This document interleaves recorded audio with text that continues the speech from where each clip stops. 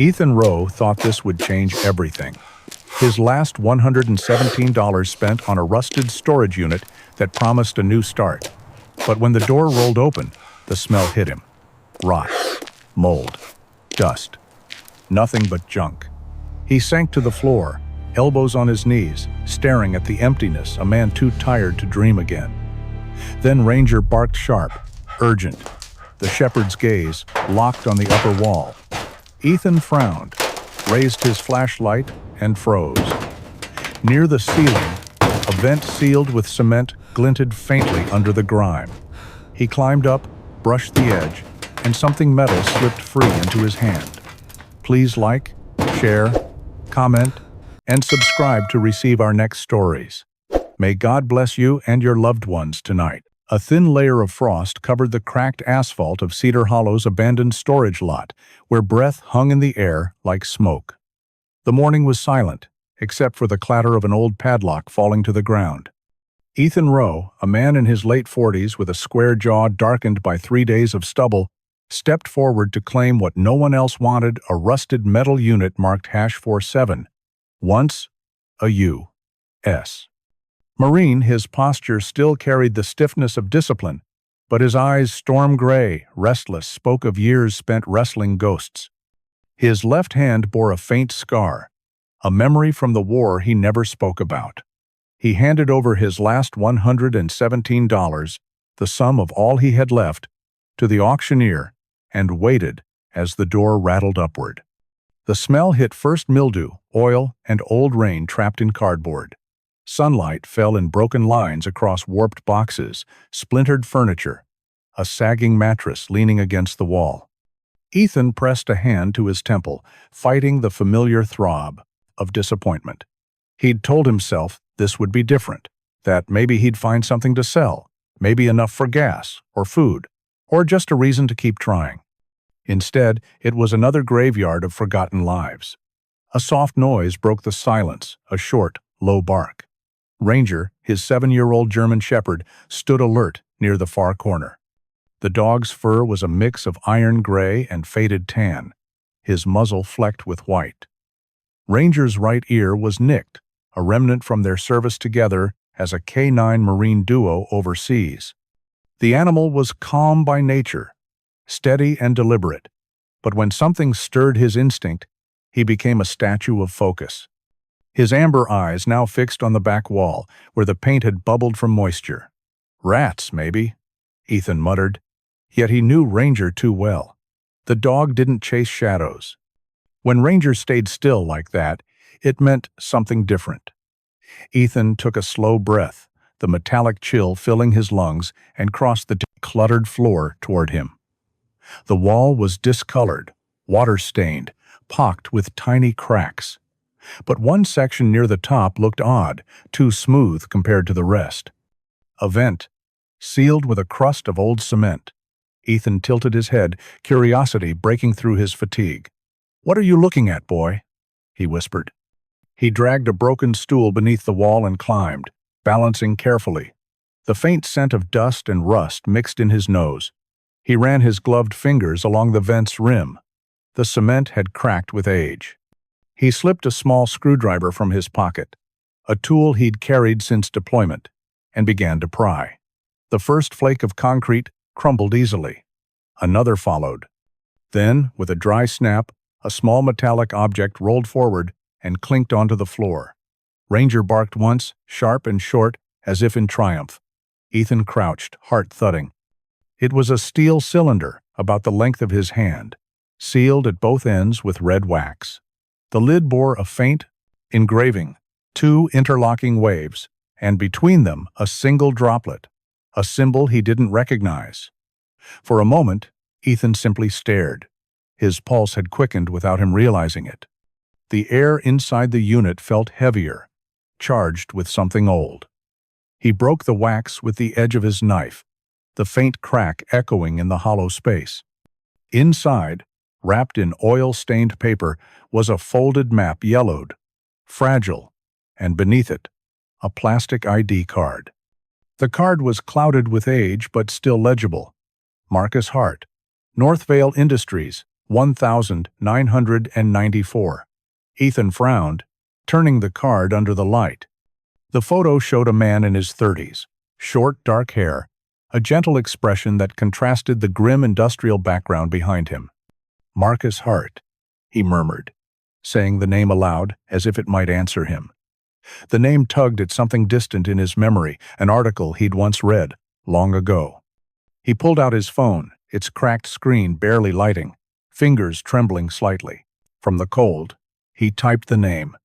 The search result appeared after a moment of weak signal. Engineer Marcus Hart died in Northvale laboratory explosion, 1994. Official cause: industrial malfunction. Case closed. Ethan scrolled down, reading fragments of old headlines. Chemical fire claims 1. Northvale expands operations post-tragedy. He rubbed his jaw. The rasp of his stubble, loud in the quiet. 30 years. The man had been dead for 30 years, and yet his ID had just fallen out of a vent sealed in cement. He looked down at the map again, an old topographical sketch of Cedar Hollow, with the Cedar River curving through the center. Near the river's bend, someone had circled a single spot in red ink, and beside it, a faded handwritten note. Vault 4. Ranger nudged his leg, whining softly. Ethan folded the papers, his throat dry.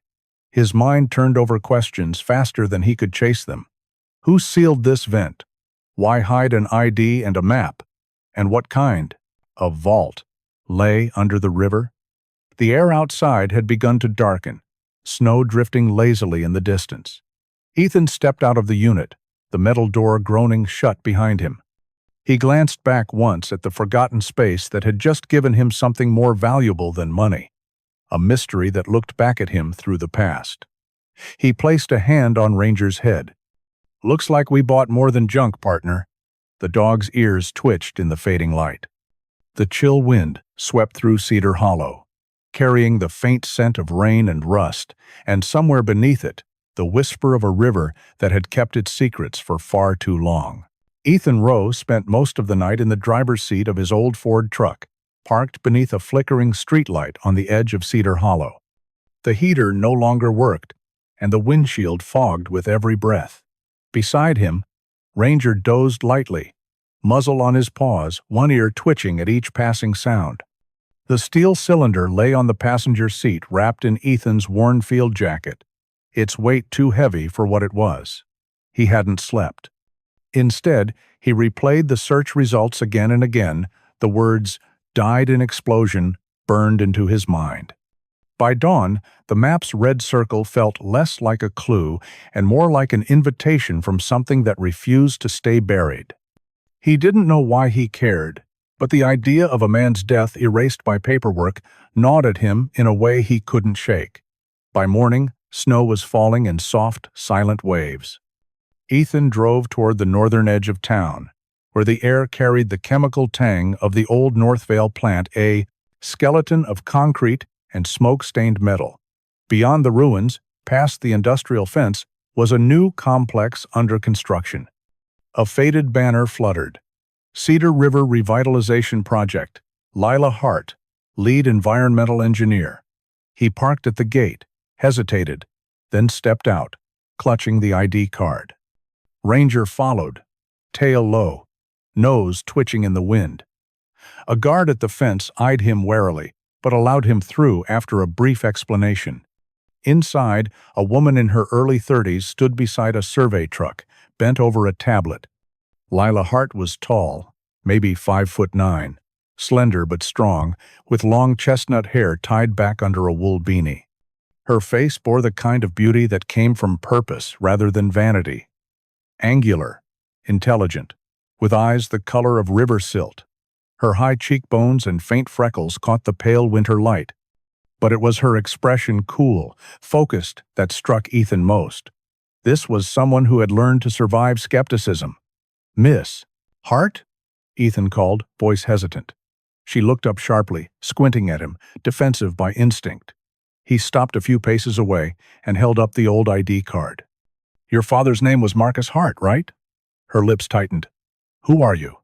"Ethan Rowe." I bought an old storage unit last week. He held out the cylinder and the card. These were sealed in a wall. I thought you should see them. For a long second she didn't move. Then, curiosity overcame caution. She stepped forward, her boots crunching on frost. She reached for the cylinder, fingers trembling slightly. "This engraving," she murmured, brushing dust from the twin waves and droplet. "Where did you find this?" "In a vent sealed with concrete," Ethan said. "Looks like it had been there for decades." Lila bit her lip. Northvale used this logo before the explosion. They changed it after the fire to distance themselves.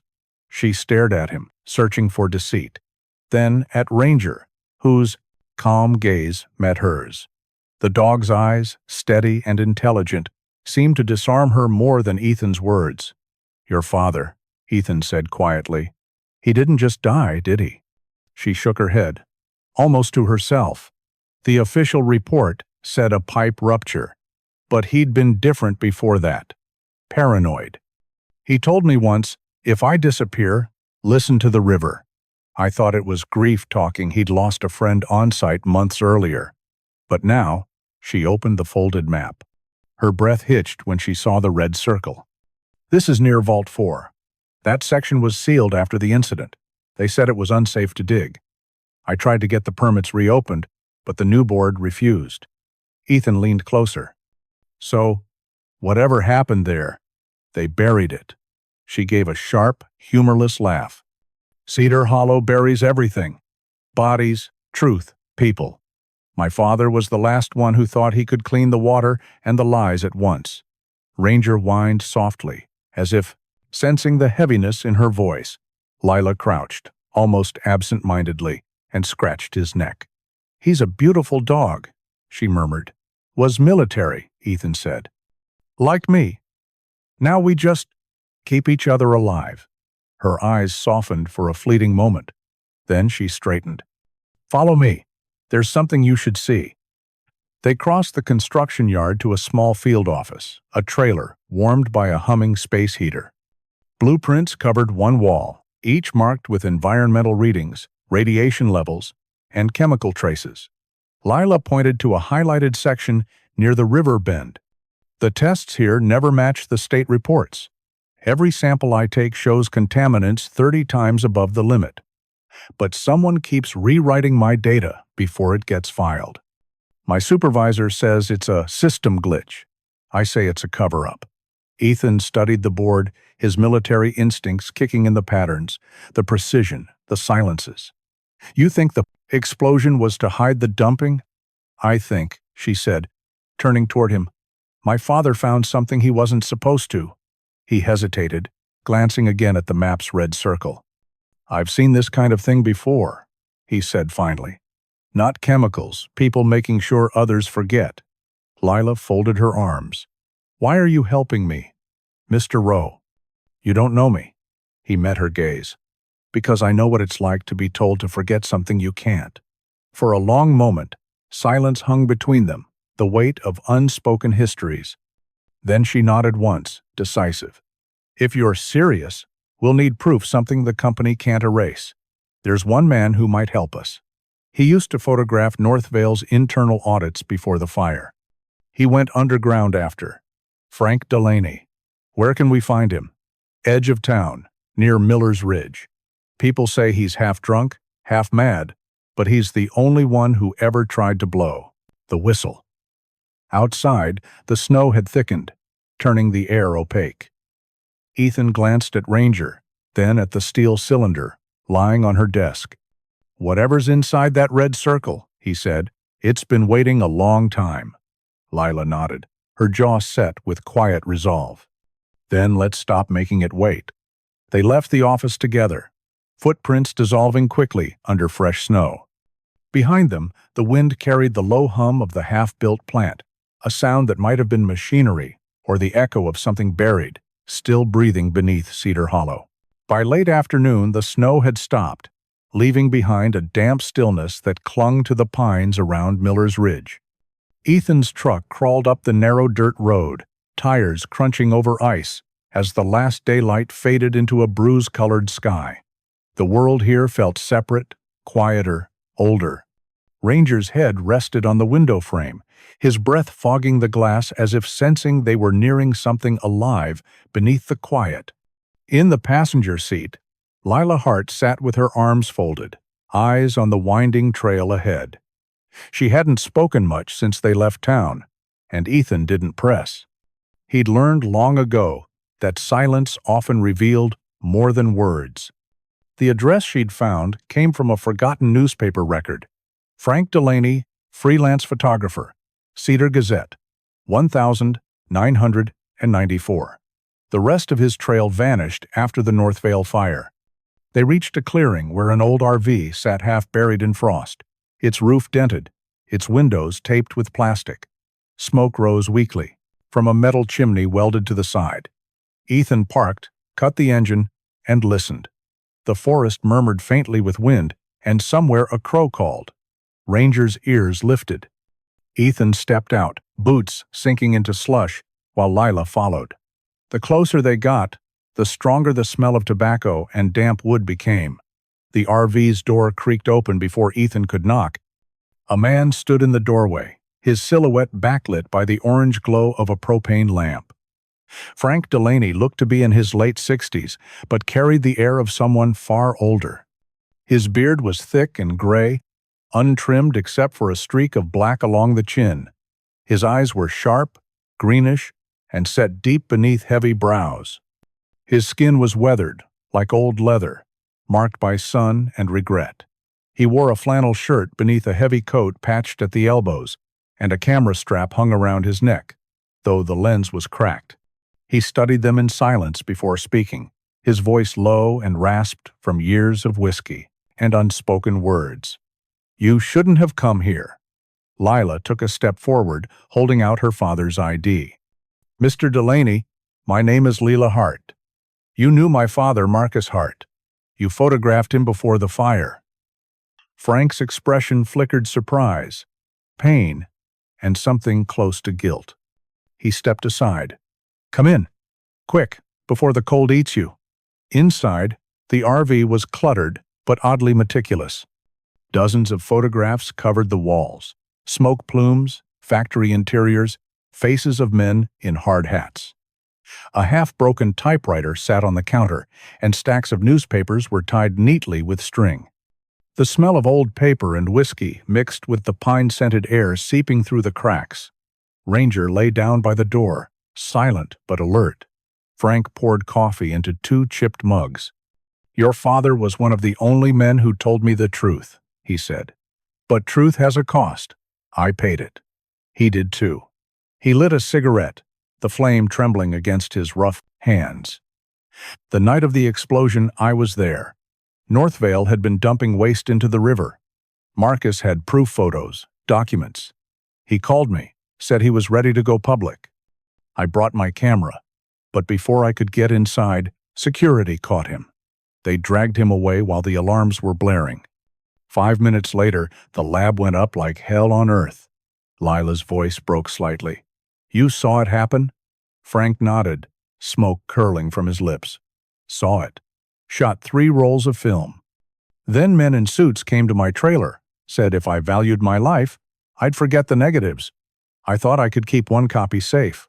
But they found it. Burned everything. I left town. Been here ever since." His eyes, dull yet alive, found Ethan's. "You've got the same look he did. The kind of man who can't stop digging."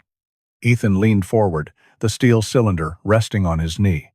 "Then help us dig the right way. We found this in a wall sealed with cement. There's a map and a Mark Vault 4. Frank hesitated, then reached for a wooden box under his cot. Inside was a small black mini DV tape, the casing warped from heat. "This is what I saved. Most of it's gone. Burned. But there might be a few seconds left." Marcus speaking. "I tried to restore it once, but I don't have the gear anymore." He looked at Lila. "There's a woman who might help. Sarah Nguyen. She used to run digital security for Northvale. Sharp, secretive type. Vietnamese American. Late 30s now. Maybe 40. Skinny, always wore those big square glasses, and carried a recorder everywhere she went. She quit after the fire said she saw something that made her leave the country. She came back 2 years ago, works at the Cedar Tech repair shop on Willow Street. If anyone can pull something off that tape, it's her. Ethan took the tape carefully. Why help us now, after 30 years? Frank stubbed out his cigarette. Because silence isn't peace, son. It's rot. I've been rotting long enough. He leaned back, eyes glinting in the lamplight. But you should be careful. Cedar Hollow doesn't like its ghost stirred. They don't kill you quick here. They just make you disappear. Outside, the night deepened. Lila tucked the tape into her jacket. We'll find Sarah. If there's even a second of my father's voice on it, that's all I need. Frank nodded slowly, watching them stand. Then go before someone sees your lights. As they stepped out, the forest had grown darker, the snow crunching underfoot. Ethan started the truck, headlights slicing through the mist. Ranger turned suddenly, ears raised. Far back on the road, a pair of headlights flickered once, then vanished behind the trees. Ethan's jaw tightened. We've got company, he muttered. Lila glanced over her shoulder, her breath visible in the cold air. Then, we drive faster. The truck rolled down the mountain, its taillights fading into the fog. Behind them, Frank stood in the doorway of his RV, a lone figure in the orange glow, cigarette ember burning like a watchful eye. Somewhere beyond the trees, another engine started, its hum low and patient. Cedar Hollow was awake again. The following morning, the streets of Cedar Hollow lay under a skin of mist. The town's old brick buildings loomed like ghosts through the fog, their windows clouded by frost. Ethan parked near a small electronics shop squeezed between a laundromat and a diner. The sign above the door read, Cedar Tech Repairs. Inside, the air smelled faintly of solder and burnt plastic. Shelves were stacked with circuit boards, tangled wires, and a faint hum from machinery filled the room. A bell jingled as they entered, and a woman looked up from behind a workbench, cluttered with disassembled laptops.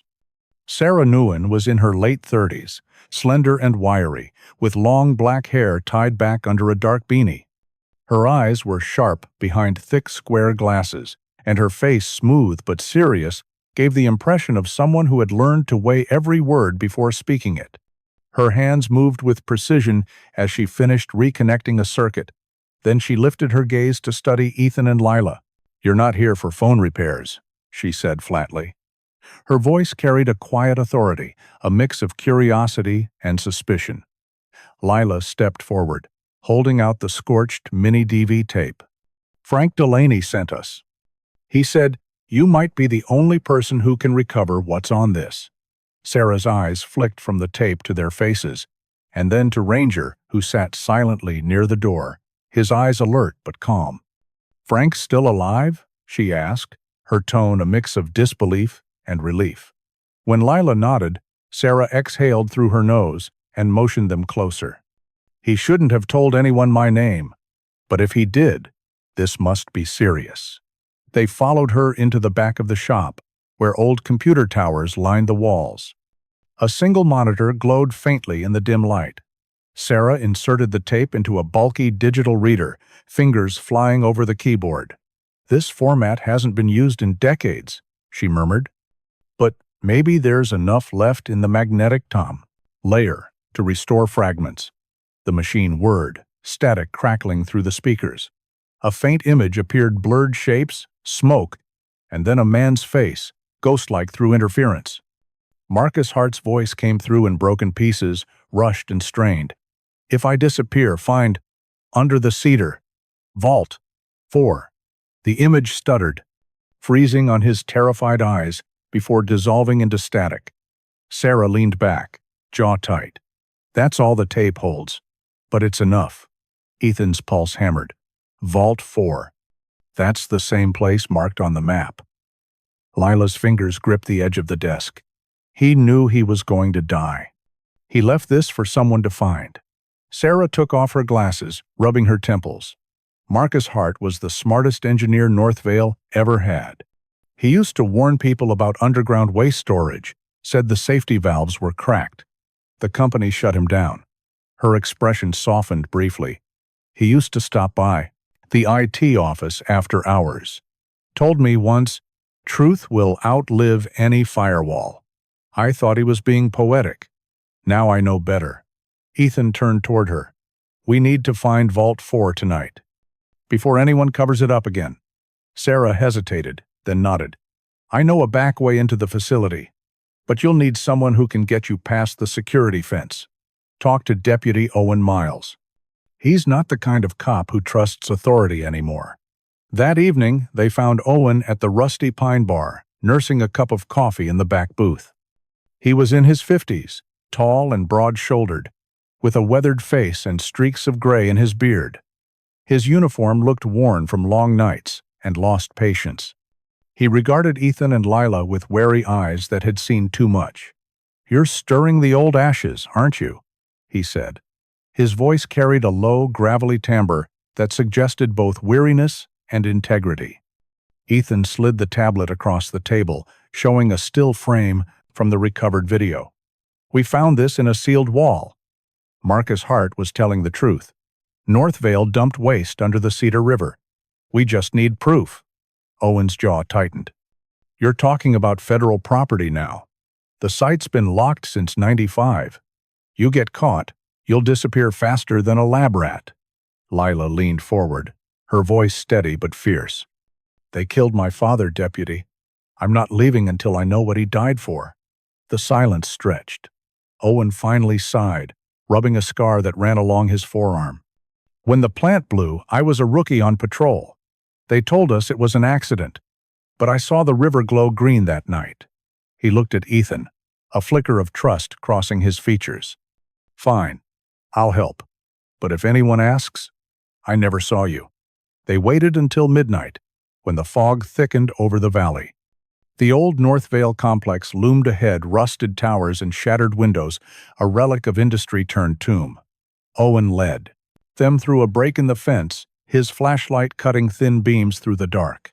Inside, the air was heavy with dust and something acrid chemical, sharp.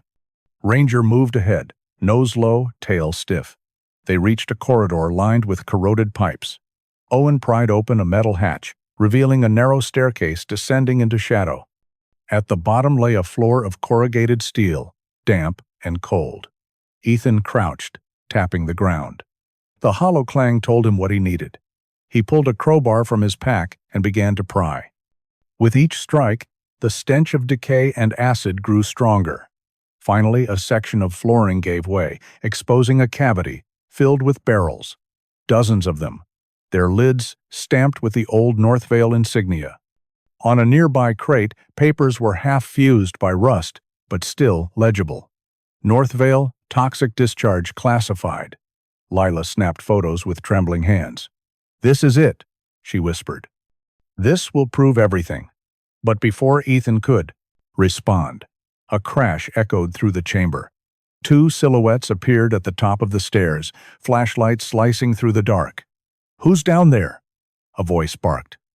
The men wore black jackets, security, or worse. "Run," Owen hissed.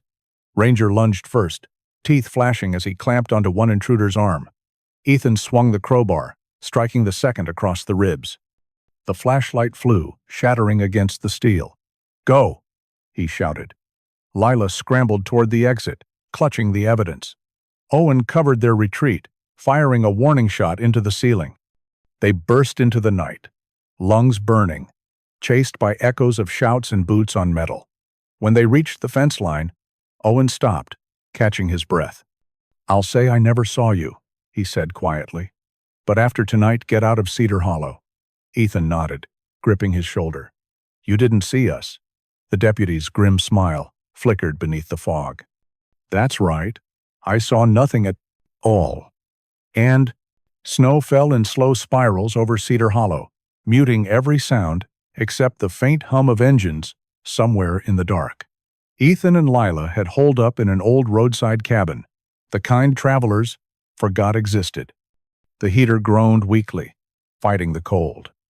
Ranger lay near the door, head on his paws, eyes half open but alert. Lila sat cross-legged at the small table, the steel cylinder resting in front of her. She had opened it again, tracing the worn edges as though her father's fingerprints might still be hidden there. "He left this for a reason," she murmured. Ethan looked up from cleaning his sidearm, the habit of a man who couldn't relax even when safe. "You think there's more inside?" She nodded, her fingers pressing along the inner rim until she felt a faint give. With a soft click, a hidden compartment slid open. Inside was a smaller tube, sealed in yellowing wax. Lila's heart pounded as she broke the seal. Within it was a folded letter, written in ink faded but still legible, addressed to Thomas Avery, state prosecutor. The handwriting was neat, deliberate. She read aloud, voice trembling. "If I die, open the Cedar file. Northvale buried poison beneath our town and beneath its conscience. The truth is in the storage vault. Marcus Hart." The silence afterward was heavy. Ethan finally said, "If Avery's still alive, he needs to see this." They drove east the next morning, the frost glinting like broken glass across the road. The name Thomas Avery led them to a quiet coastal village 2 hours from Cedar Hollow. His house sat on a cliff, overlooking the gray Pacific, a lone structure surrounded by wind and gulls. When they knocked, it took a long minute before the door opened. Thomas Avery was in his late 70s, tall but stooped, wrapped in a wool cardigan over a wrinkled dress shirt. His hair, once dark, had turned the color of snow. His hands trembled slightly as he held the door open. His face bore the weary dignity of a pride man who had fought too many battles and lost most of them. "Whatever you're selling, I don't buy any more," he said hoarsely. Lila stepped forward, showing him the letter. "It's from Marcus Hart." The old man froze. His breath hitched as if the name itself were a ghost. He took the paper, eyes scanning the handwriting. "I haven't seen this in 30 years, he whispered. "Marcus sent me a draft once, never arrived. I thought he'd changed his mind." He sank into a chair, staring at the ink as tears filled the corners of his eyes. "He was the only one who believed we could win that case. But Nash bought the evidence, bought the witnesses, and in the end, he bought the court. After the explosion, I left the office. I told myself it was time to retire. But truth is, I was running from shame." Ethan leaned against the window, watching waves crash against the cliffs. "You still have the original Cedar case files?" Avery nodded slowly. "Locked in my basement. They're useless without proof, but maybe your letter changes that." He looked at Lila, a small, fragile smile crossing his lined face. "He never stopped fighting, did he?" Lila's voice broke. "Not until they killed him." For a while, none of them spoke. The sound of the ocean filled the silence. Avery folded the letter carefully, as if afraid it might vanish, then placed it in a drawer. "If you plan to reopen this, you'll need allies, not ghosts. Find someone who still has a badge and a conscience. I can still sign affidavits if it comes to that." He paused. "Be careful, Miss Hart. Nash doesn't forgive those who dig him up." By nightfall, they were on the road again. The snow turned to sleet, slicing through the headlights. Ethan's phone buzzed a call from Owen. "You need to come to Miller's Ridge," the deputy said, voice tight. "It's Frank. His RV's burning." They arrived to find orange light tearing through the forest. The RV was engulfed in flames, its frame collapsing in on itself. Ethan rushed forward, but the heat drove him back. Ranger barked, frantic, the smell of smoke biting their throats. "Frank!" Lila screamed, but no answer came. The fire roared, swallowing everything. When it finally died, only ash remained. Ethan searched the debris. His gloves blackened. Amid the wreckage, he found something half-melted, a USB drive, charred but intact. "He must have hidden this," Ethan said softly. His face hardened. Someone wanted to make sure he couldn't talk. Owen appeared behind them, his uniform smeared with soot. He coughed, eyes red from smoke. "I got here first. Pulled him out before it blew. He's alive, but barely. I took him to Reverend Cole's clinic on the South Ridge. Quiet place. No questions asked. Lila gripped his arm. Why didn't you tell us sooner? I needed to make sure no one followed, Owen replied. His tone carried the edge of a man who had long stopped trusting anyone in power. He's burned bad. Don't spread the word until he wakes up. Ethan looked down at the blackened USB in his palm, the metal still warm. If he risked his life for this, then whatever's inside, it's the truth they killed for. Owen met his gaze. Then guard it like your life depends on it, because it probably does. Snow began to fall again, covering the ashes. Ranger nudged Ethan's leg, whining softly, as if he understood what was lost. Lila stood beside him, eyes reflecting the dying glow. My father's letter wasn't the last message, she said quietly. It's just the next one. Night had fallen over Cedar Hollow like a shroud. A storm of wind swept through the valley, stirring the frozen pines that surrounded the old St. Matthew's Chapel. Its bell tower leaned slightly to one side, the brass cross tarnished and dull from years of neglect. Inside, a dim lantern flickered against the stone walls, casting long shadows over Ethan, Lila, Sarah, and Owen as they gathered around a small wooden table. Reverend Cole, the chapel's caretaker, moved quietly among them, placing mugs of black coffee down with trembling hands. He was a thin man in his 60s, his hair silvered but thick, and his face creased deeply at the corners of his eyes. His voice, when he spoke, was calm and low, the kind that carried both weariness and faith. You can stay here as long as you need, he said. The town may have forgotten this place, but God hasn't. The chapel smelled of candle wax and dust. The stained glass windows were cracked, but the colors still caught the faint light from the storm outside.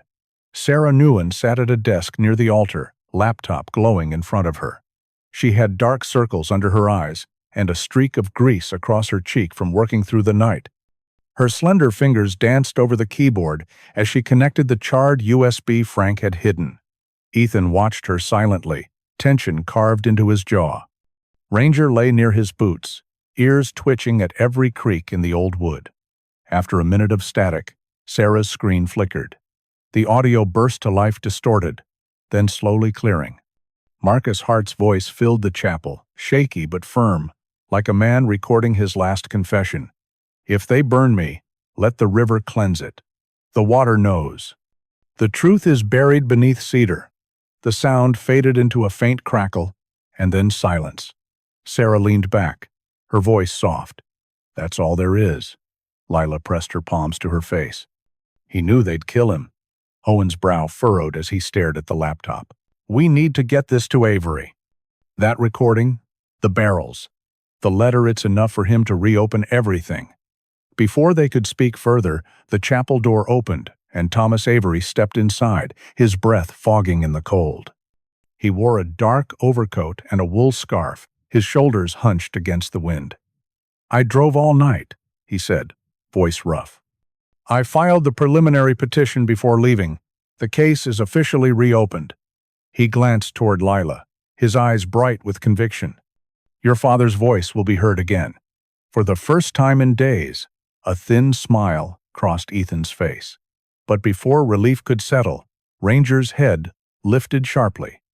The dog stood, body stiff, a low growl rumbling in his chest. Ethan followed his gaze toward the stained glass outside. A pair of headlights glimmered faintly through the trees. Owen stepped to the window. We've got company. Moments later, a sharp hiss cut through the storm. Then another. The smell of gasoline hit the air. Sarah's voice trembled. They found us! Get the evidence! Ethan shouted. Lila clutched the laptop to her chest, while Owen and the Reverend grabbed buckets of sand from near the altar. Flames licked up the outer walls as bottles crashed through the windows, fire blooming across the pews. The heat came fast and wild, hungry for air. Reverend Cole coughed, pulling a fire blanket over the altar's wooden cross. The door's blocked, he shouted. Ethan tore off his jacket, wrapping it around his arm before smashing one of the rear windows with his elbow. Smoke poured out, stinging his eyes. Ranger barked fiercely, circling back toward the Reverend, who had stumbled near the flames. Without thinking, Ethan charged into the fire, grabbed the old man's arm, and hauled him toward the opening. The smell of burning oak filled his lungs. "Go!" he yelled. Outside, Sarah and Owen helped pull them through. The cold night air hit like a slap. Behind them, the chapel's roof groaned, the bell swaying once before crashing through the rafters. Lila was gone. Where is she? Ethan coughed, scanning through smoke.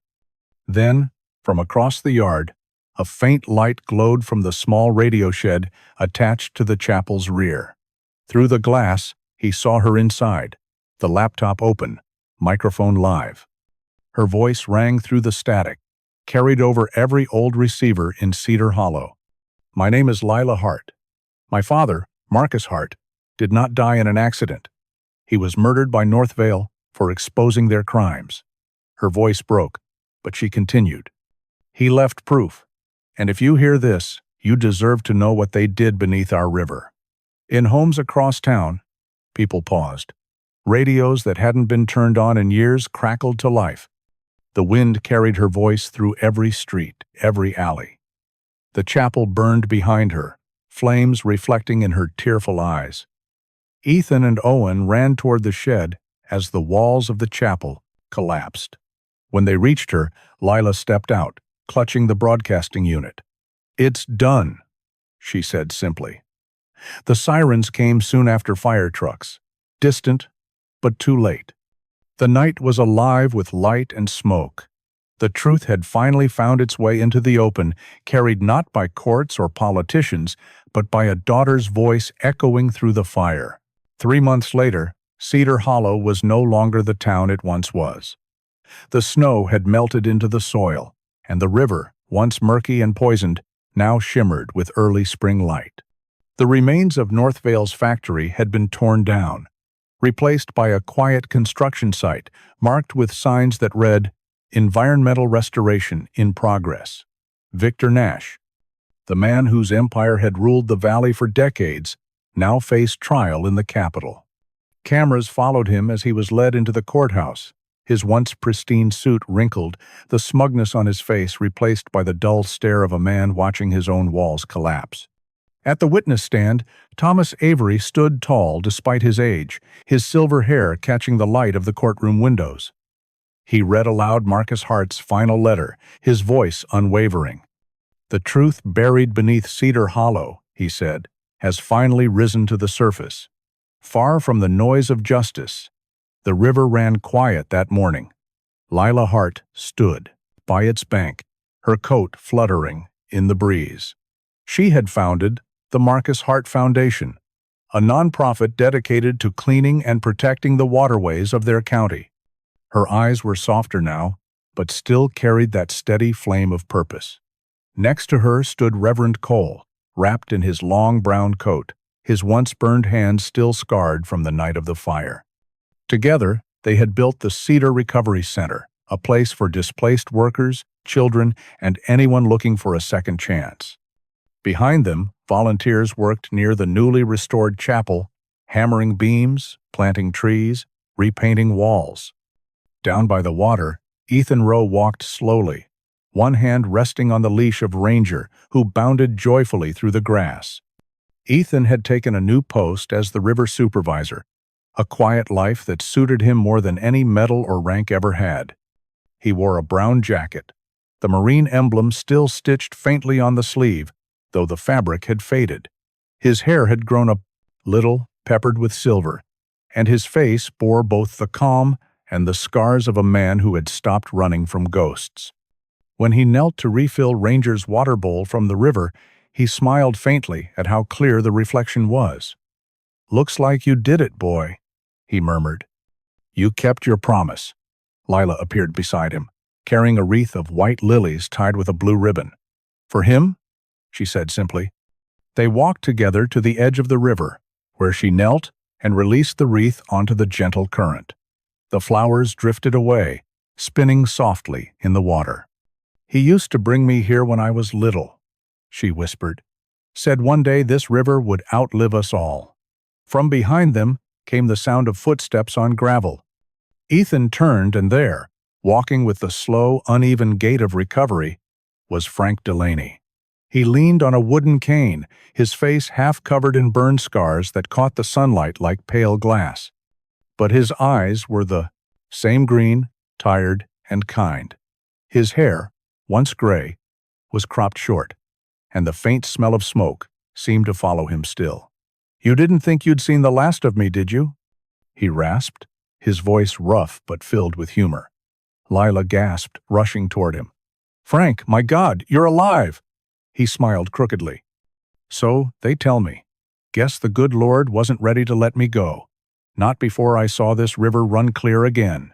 Reverend Cole joined them, gripping Frank's shoulder warmly. "You've earned a miracle, my friend," Frank chuckled. "No, Reverend. Just a second chance." The group stood quietly for a moment, the sound of the water weaving through their silence. Above them, the sun broke through the clouds, scattering gold across the rippling surface. Ranger barked suddenly, bounding into the shallows, sending up tiny bursts of spray. Ethan laughed for the first time in months, a real laugh, deep and unguarded. The air smelled of wet earth and new beginnings. Lila looked around the river, the chapel, the faces of those who had survived, and felt something shift inside her. "He was right," she said softly. "The water remembers." Frank lifted his eyes toward the hills. "Then let it remember the good this time." As the current carried the wreath downstream, the four of them stood together. Ethan, Lila, Frank, and Reverend Cole, watching the reflection of the sun ripple over the clean, living water. Ranger ran in circles, tail wagging, as if blessing the earth with joy. Ethan placed a hand on Lila's shoulder. "There are some secrets that needed fire to burn bright," he said quietly. "And some souls that had to fall so the water could rise again. But this time, no one had to die for it." The camera of Frank's old memory, the one that had survived fire and time, hung from his neck once more. He lifted it, aimed toward them, and clicked. The shutter echoed softly through the valley. The moment froze light, laughter, and the promise of peace etched forever in that single frame. Sometimes miracles don't arrive with thunder or angels. They come quietly, through people who refuse to give up, and through the love that survives every fire. Like the river of Cedar, our hearts can be healed, our faith renewed, and our courage restored when we choose truth over silence. If this story touched your soul, please share it, leave a comment, and subscribe to our channel so more hearts can find hope again. And tonight, as you close your eyes, may God bless you and those you love, guiding you through every storm, every loss, every dark night, until you see your own light reflected, just like the morning sun upon the water.